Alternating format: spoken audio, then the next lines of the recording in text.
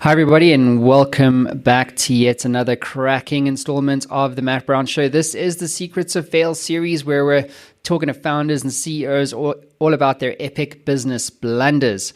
And with us on the line is the CEO of an incredible company that we're going to get into in a moment called yellowcard.io, and his name is Justin Poiroux. Justin, welcome to the show. Yeah, thank you. Thanks for having me. I'm excited to be here. So I am the co-founder and CTO of Yellowcard, by the way. I manage our All right, technology. okay, fine, that's fine. Co-founder, CTO, you're the guy. You're the guy at the Yeah, top. All righty, here we go. So why don't you kick us off with the elevator pitch, Justin? What are you guys up to there at Yellowcard? cool. Yeah, so Yellowcard is one of the largest cryptocurrency exchange and payment providers on the African continent. You can kind of think about us in a similar way or similar interface to a Coinbase or a Cash App, but for the African market. So, that means we onboard people that could be converting as little as $2 into a US dollar stable tokens, or within our app, we allow you to facilitate cross-border payments, save in different stable tokens, access Bitcoin, different financial instruments such as that. We operate in about 16 countries across Africa. And we've recently launched a payments API, what enables companies to send and receive money from Africa all through a single integration. So we've done over $1.75 billion in transactions since 2019, have about 1.4 million users across the continent. And the company itself is 98% African, so we like to say it's built by Africans for Africans. Amazing, amazing. I know the space really, really well. So congrats on all your success, man. I think what you guys are doing in Africa needs more innovations like the ones that you guys are doing. So congrats on all your success. So let's get into the meat and the potatoes of this one. Now, what is your story of fail for our audience around the world today? Yeah, so I've got quite a few, but the one that I'm going to focus on is more specifically to kind of delivery for a young startup that's trying to reach market fit, have constant delivery of products. And so I like to tell people that Yellowcard was remote and distributed before it was cool. We've been remote since day one, back starting in like 2018 or so, before the pandemic. So in a lot of ways, we were a bit of a guinea pig to the remote world. And really the big fail that I want to talk about was over the course of, say, 2019 into 2020, maybe beginning of 21, where we just simply, as a engineering and product team, simply could not hit timelines and deliver, for our customers. We were almost always late when it came to our product rollouts or feature updates. And, often I found myself having to spend several days, straight in the weeds trying to get something over the line. And then, of course, it's still being, late. That led to, honestly, a lot of different, moments of embarrassment for me. We had to call off marketing events. We had to send out updates to customers that this, feature that we had been, pushing to our customers, had to be delayed. And it led to some, negative sentiment when it came to our brand and our ability to deliver. And so, I really couldn't figure it out for the longest time. I had good engineers. We had some structure and process in place, a good tech stack, but we just could not get it over the line without me really having to go deep in the weeds. And that led to different things personally. I mean, it for a young founder, there's this idea of imposter syndrome, and I think constantly dragging on in terms of the business growing, having the engineering department be something that is dragging the company growth back, it really took an impact on me and my confidence level and the sense of imposter syndrome. We were thinking about a bunch of different avenues on how do we solve this? Is it do we look to outsourcing? Should I start hiring engineers in America? Are there major gaps in our software delivery lifecycle that need to have some drastic changes to it?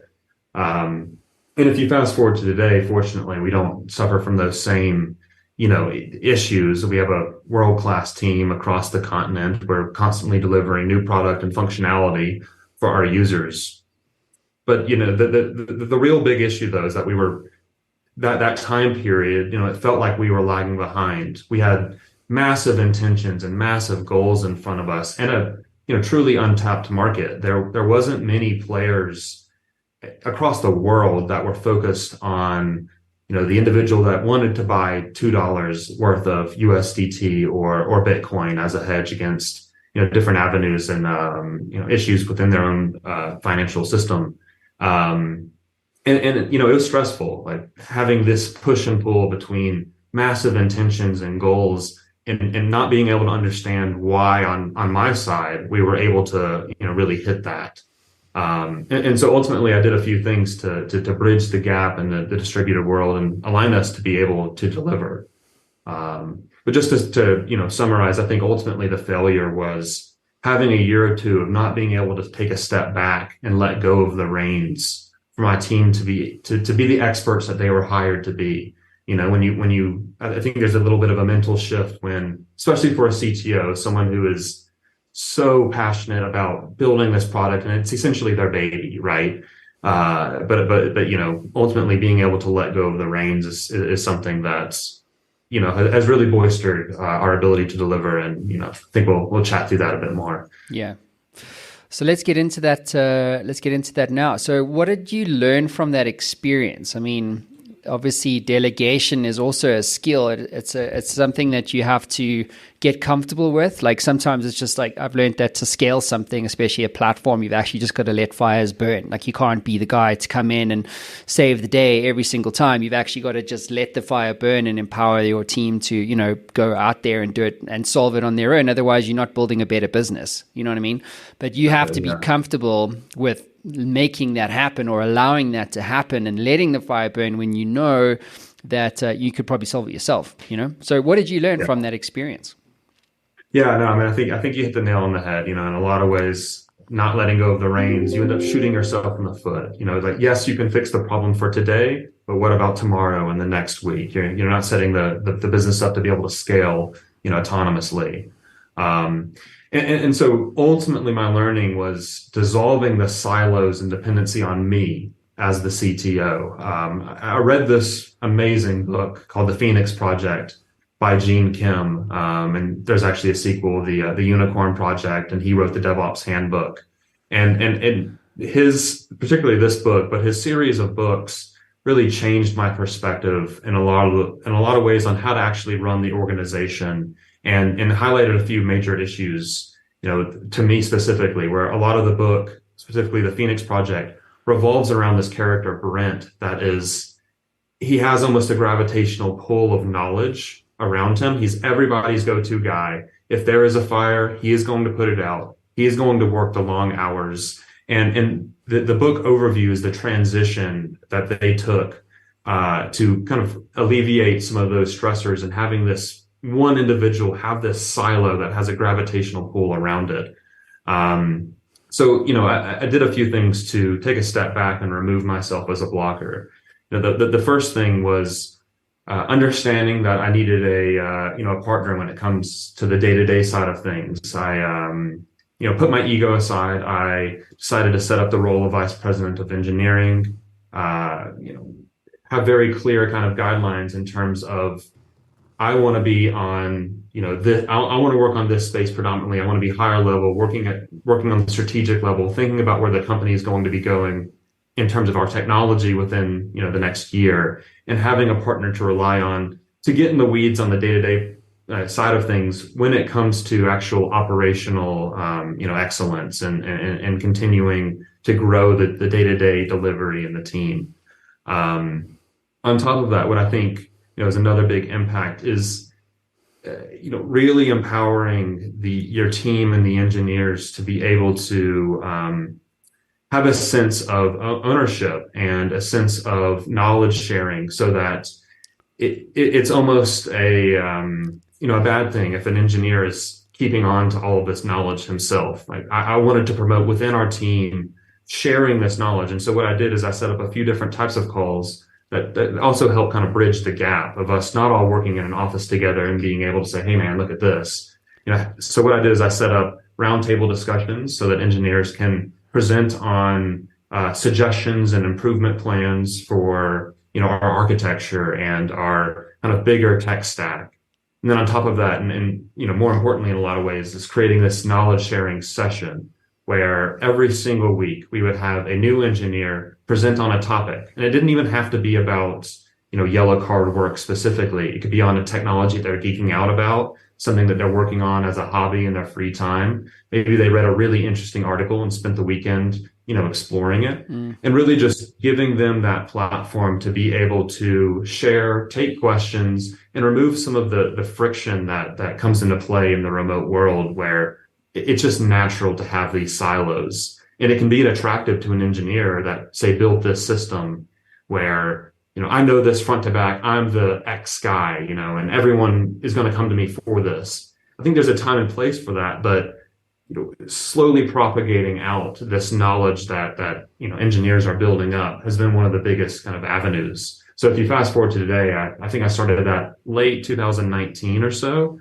We have a backlog of 100, 150 hour-long or shorter sessions where a new engineer coming onto Yellow Card, they have 100 plus different videos that they can sit down, watch, understand the questions being asked, understand what's being presented, and gain context on our kind of growing evolution of our tech stack. But most importantly, I think it was the engineers felt empowered to ultimately share their knowledge that they built up, either in a silo or something even not relevant to Yellow Card, just to remove some of those boundaries.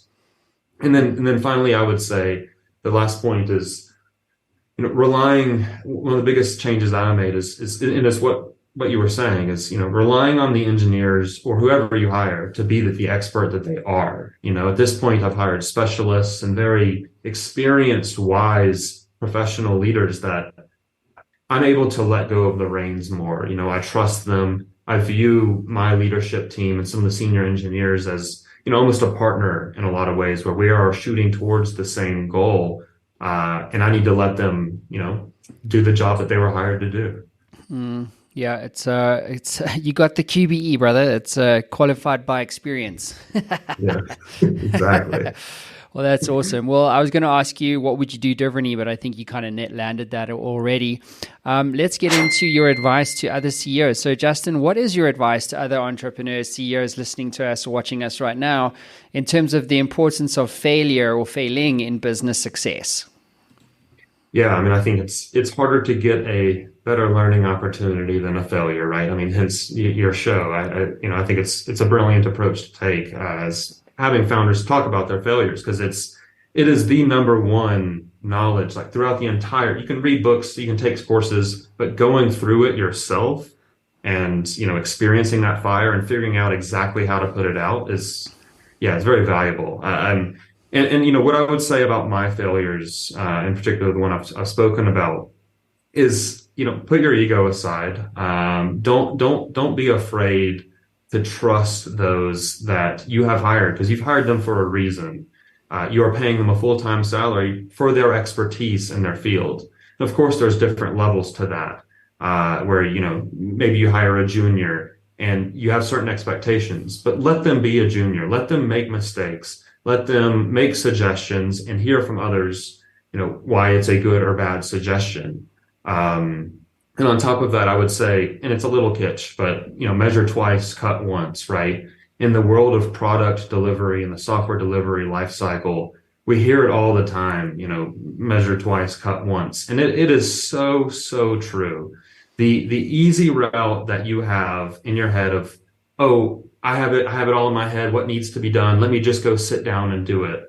Instead of taking a step back, writing proper documentation that could make sense to anyone in your org to where you don't have this natural silo.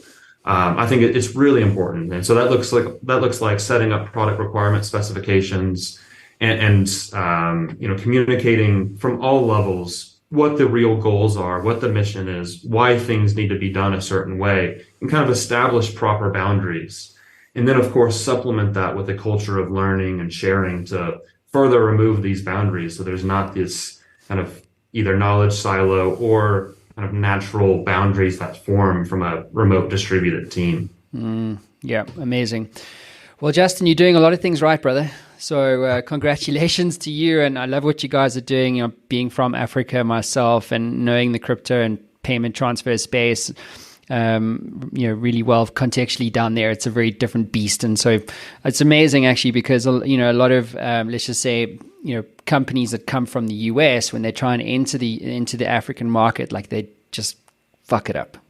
They don't actually they don't know that it's completely different. And they try and do the copy paste. Look, it works here, so let's paste it there. It's like, no. So you guys have figured out a lot of stuff. And to pull it off in Africa and to reach the kind of scale that you guys have reached, like, you guys should be really proud.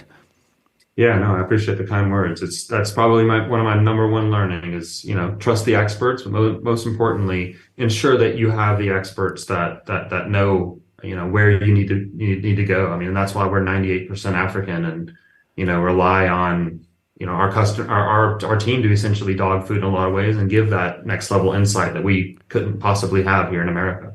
Yeah. So thank you for everything, Matt. This has been great. Yeah, it's been awesome, dude. It's been awesome. Well, look, thanks again, Justin, for your time and for being in the hot seat. Appreciate you for being vulnerable and sharing your perspectives. Everybody else, we'll see you all again soon. Cheers for now.